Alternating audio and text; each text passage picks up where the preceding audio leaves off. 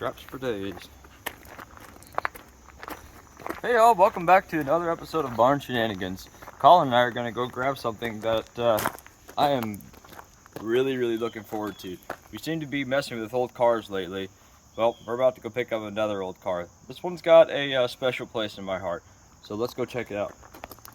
We had to choose between two vehicles to take us there because it's about an eighth of a mile down the road, maybe not even that.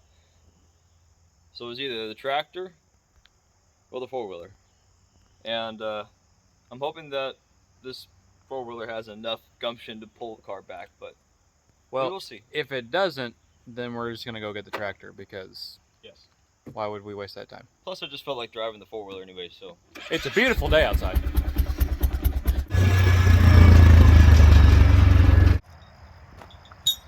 There she is. Anybody want to take a guess at what that is?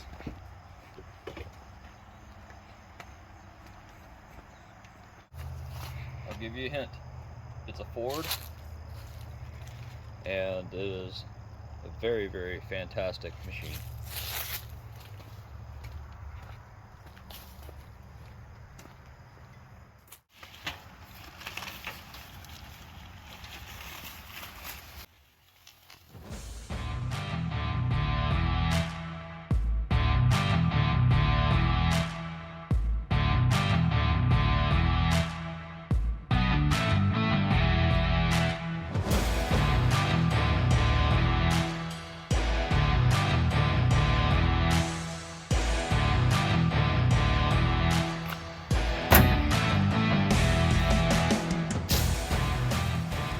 Yes, 1955 Ford Thunderbird.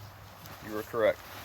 This car has an amazing history. This is my great aunt Tina's car. To make a long story short, she had some friends who lived out in California. This was a California paradise, bird of paradise, and the couple that she got this car from drove the car all the way from California down Route 66 to here in southern Indiana. And she's had this car for about as long as I can remember. So now we have the privilege and honor to get this thing running and get it back on the road so that we can drive and enjoy it. These cars just have an incredible, simple yet elegant styling. This has a removable hard top on it. It does have a soft top with it, but from my understanding, the soft top's a little bit worn. Let's look at the dash on this thing. So these cars featured it's what's called a Y-block V8. It's a 292.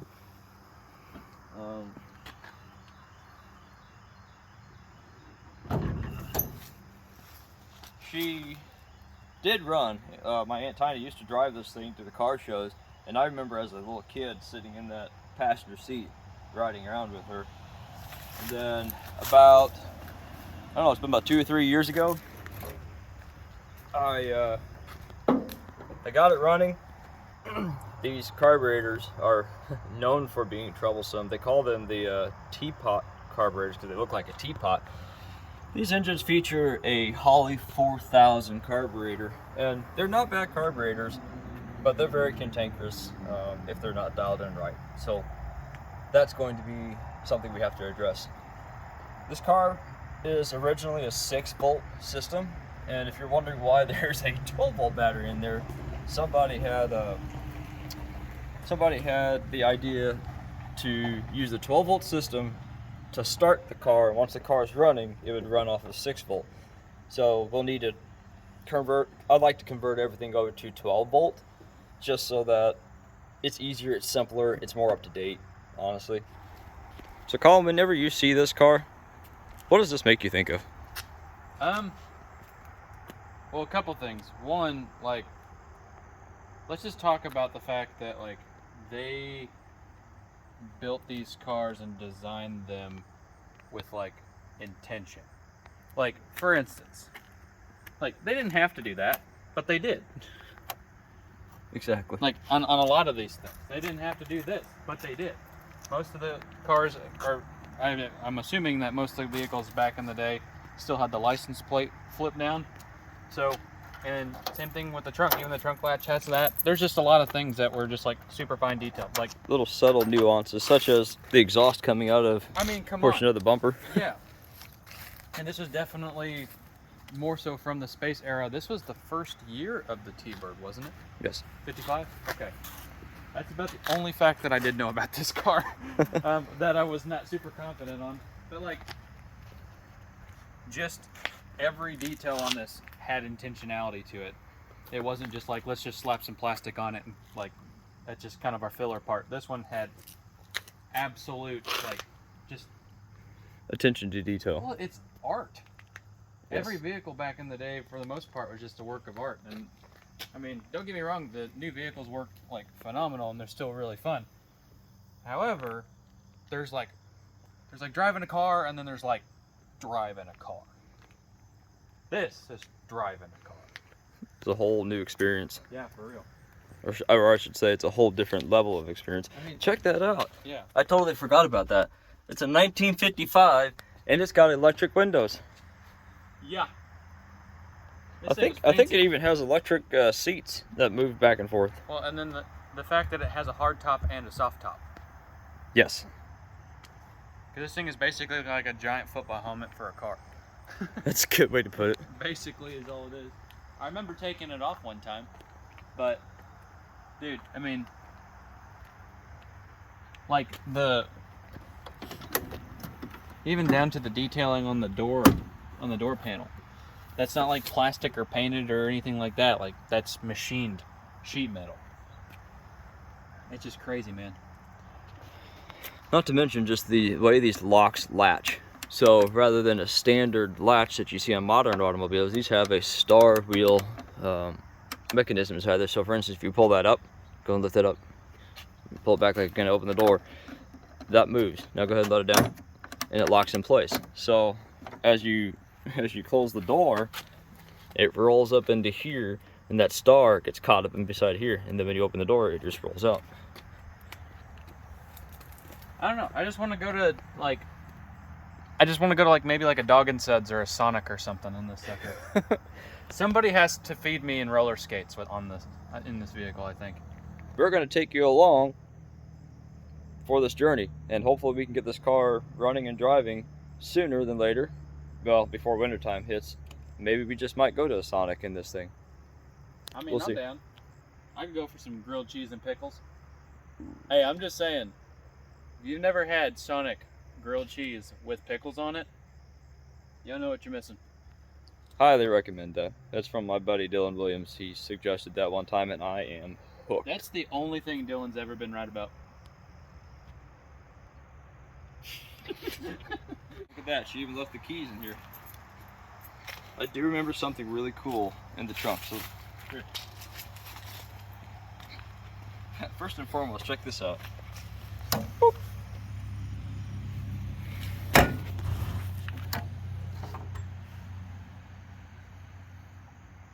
Almost deck stain. Not quite.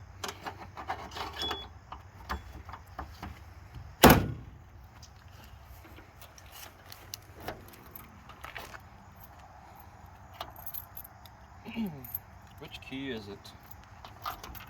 There we go. Oh, there it is. Yeah. My aunt was really, really good about documenting stuff, and she loves making posters. So, in short, these are some pictures of the car's journey from Paradise, which was up here. And they drove that all the way down and across the states.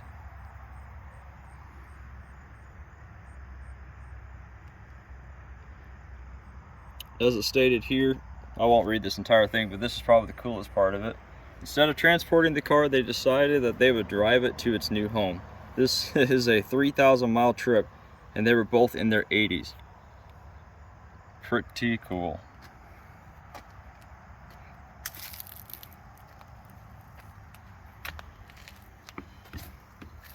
Man, I can't wait to get this car running again. Okay, now for the fun part, towing it back. And as you might expect, we're going to be making a series on this one too. So Oh yeah. hopefully you guys enjoy the ride.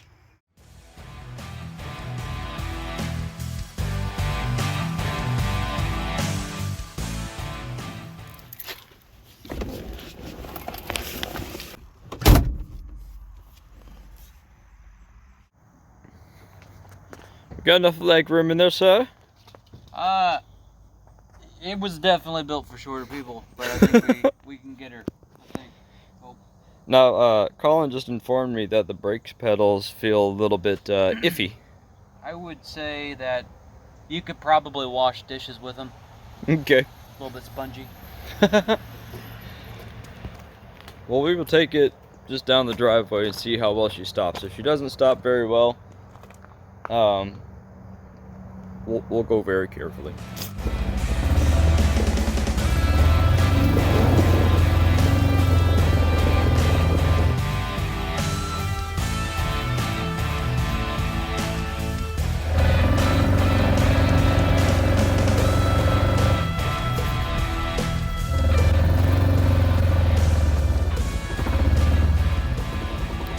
I guess the parking brake works. The parking brake works? All right, cool. Well, we have some sort of brake. Okay, I guess we're gonna parking brake it.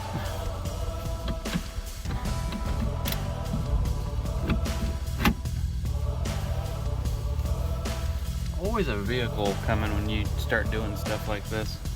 10 times out of 10. Alright, let's work this brake here. Actually, I don't plan on hitting the brakes anytime soon.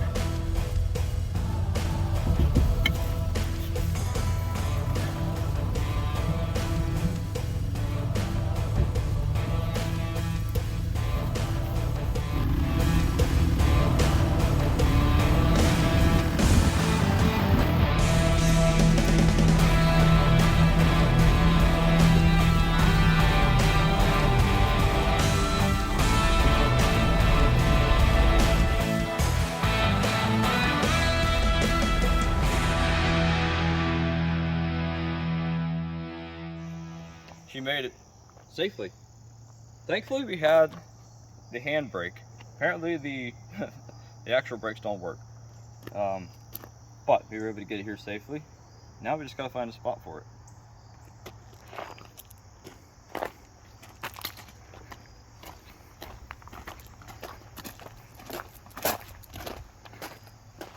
All right, Mustang, get out of here. What do you guys think? Where should we put this thing? I thought I had a spot cleared out for it. And then the motorcycles fit here perfectly. Perfect. So now, I think what's going to end up happening is... Yes. I'll be curious to see if both cars would fit in here. I doubt it, but we could try. Worst case scenario, we'll park the T-bizzle in here, and I'll put the Mustang out to chair.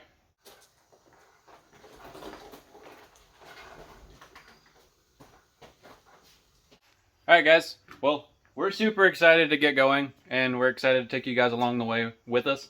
If you haven't already, please subscribe to our channel and also give us a thumbs up and a like. And also ring that bell for a notification, because you guys want to be notified whenever we're actually working on this. Because how will you know unless you ding that little dinger bell? So, looks like that little bell. Ding it, okay? We'll see you guys later.